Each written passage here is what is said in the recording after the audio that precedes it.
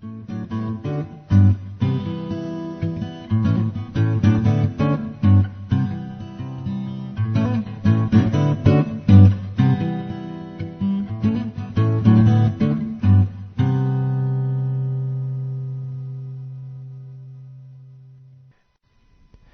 we press on, I'd like you to consider the 98th surah, one revealed about this time.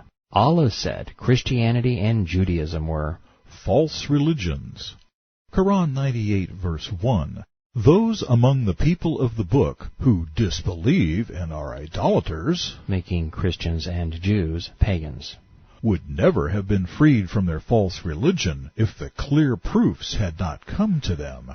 An apostle of Allah came reading out of hallowed pages containing firm decrees. They were commanded to serve Allah exclusively, fulfilling their devotional obligations and paying the zakat. Surely the unbelievers and idolaters from the people of the book will abide in the fire of hell. They are the worst of creatures. So I pose this question to the world's cadre of Islamic scholars. If Quran 5:69 is testimony to Islamic tolerance, why does Quran 98:1 contradict it? Further, if Allah was Yahweh, why isn't there an order for fighting in His cause, for paying the zakat, or for observing holy months, for performing devotional obligations, for Ramadan fasting, or for participating in the Hajj pilgrimage, in the Ten Commandments?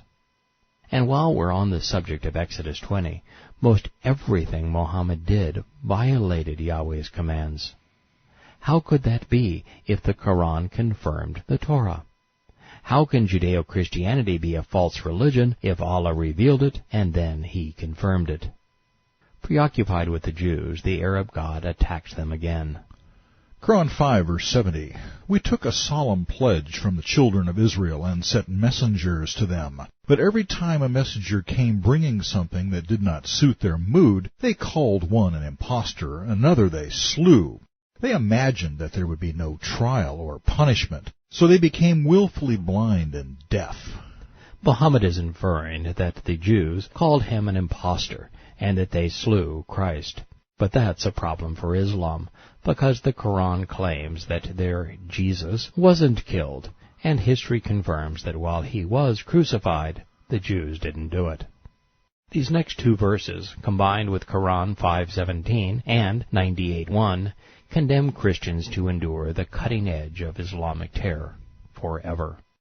Throughout the Quran's most violent surahs, the 4th, 5th, 8th, 9th, 33rd, 47th, 48th, 59th, 60th, and 61st, Mohammed uses the words infidel, unbeliever, and disbeliever to describe his enemy. Then in the 5th surah, the prophet defined his terms. Infidels, unbelievers, and disbelievers became Christians, and thus they inherited the legacy of Islam's sword. While it was ingenious and efficient, it was also transparent and immoral. Mohammed had robbed, enslaved, and killed every significant Jewish settlement in Arabia. After enduring 10 years of terror, the Quraysh had surrendered, as had most every Arab town within Islam's reach.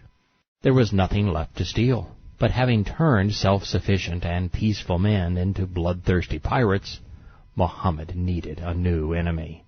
So, in Quran 5:72, they are surely infidels who blaspheme and say, God is Christ, the Messiah, the Son of Mary. But the Messiah only said, O children of Israel, worship Allah, my Lord and your Lord.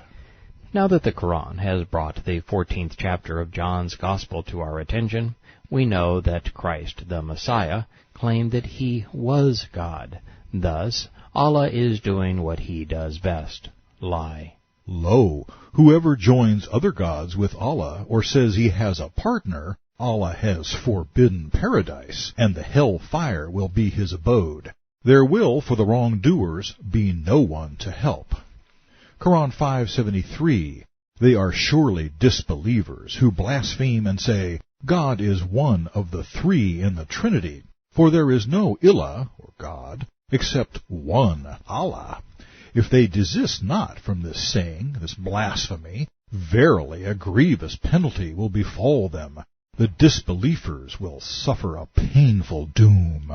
With that said, Christian must now be substituted for infidel and disbeliever in every verse commanding Muslims to fight, kill, terrorize, plunder, or enslave. Must because of Quranic abrogation, Surah 2:106 proclaims. Whenever we cancel a verse or throw it into oblivion, we bring one which is better. The fifth surah was the last handed down, and thus its commands and definitions abrogate all others. The result is as clear as the skies over New York at 8:45 a.m. Eastern Daylight Time on the 11th of September, 2001.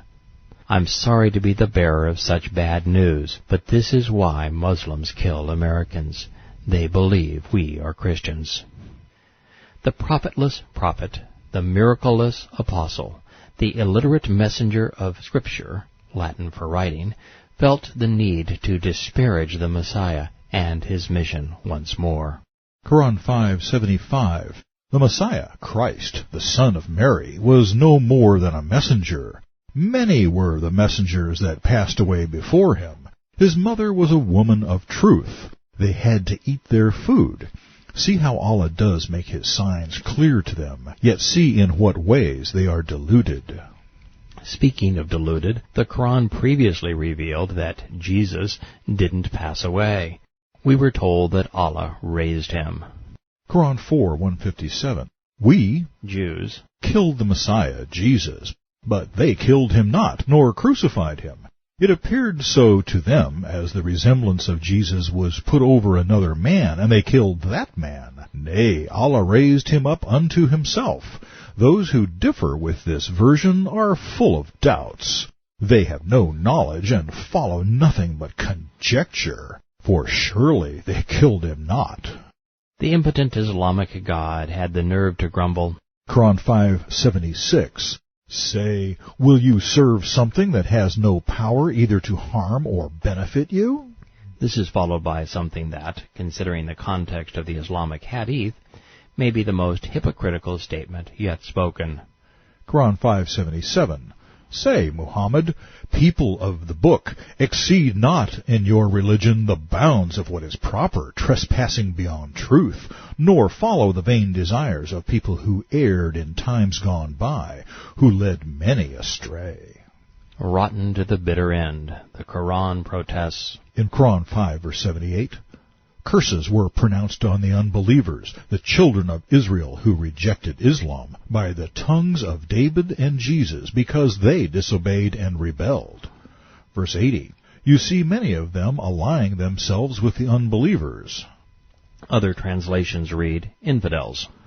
Vile indeed are their souls. Allah's wrath is on them, and in torment they will abide. Koran 5:81, if only they had believed in Allah, in the prophet, and in what had been revealed to him. Verse 82, you will find the Jews and disbelievers, defined as Christians in 573, the most vehement in hatred for the Muslims. Not only are Jews and Christians vile, according to Allah, and thus destined for eternal torment, their leaders, David and Jesus, will be the ones cursing them. This is too weird for words. The last half of the 82nd verse concludes with these contradictory ideas. It's as if Mohammad hadn't been listening to his own vitriolic diatribe.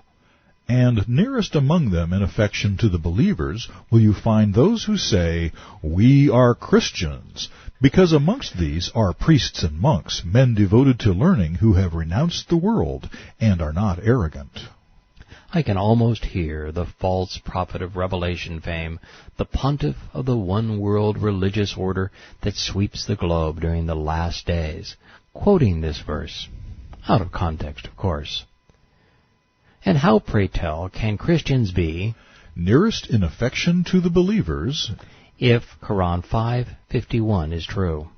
Believers, take not Jews and Christians for your friends. They are friends to each other. He who befriends them becomes one of them. Lo, Allah guides not wrong-doing folk. Or how do priests and monks renounce the world? if Koran 9:34 were true? Believers, there are indeed many among the priests who in falsehood devour the wealth of mankind, and wantonly debar men from the way of Allah. They who hoard gold and silver and spend it not in Allah's cause, unto them give tidings of a painful doom.